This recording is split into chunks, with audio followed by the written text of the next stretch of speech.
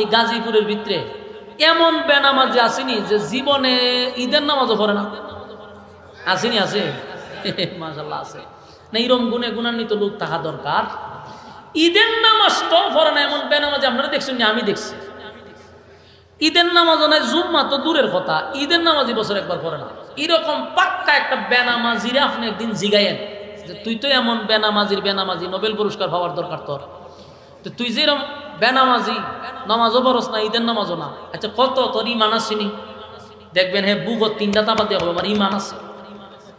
কত কেন নামাজ যে পড়ে না বেনামাজি, এর আপনি জিগায়েন তাহলে তুই কি নামাজ পড়স না, তোর ইমান আছে? নামাজ না পড়লে কি তুই যে ইমান আছে কি ঠিক নেই?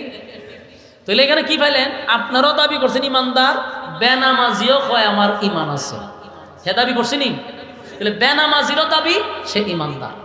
ঘুষখোর হলো চাকরিজীবী, আর সুদখোর হলো গ্রামেও লাগায়নি।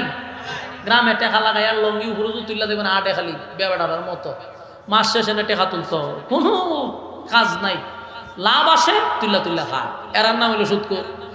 এরকম একটা সুদখোর আপনি জিজ্ঞেন তো বলে ইমান আসেনি, সেও বুক তাপা দিয়ে বলে সুদ খেলে কি দিচ্ছে আমার ইমান ফাক্কা আছে।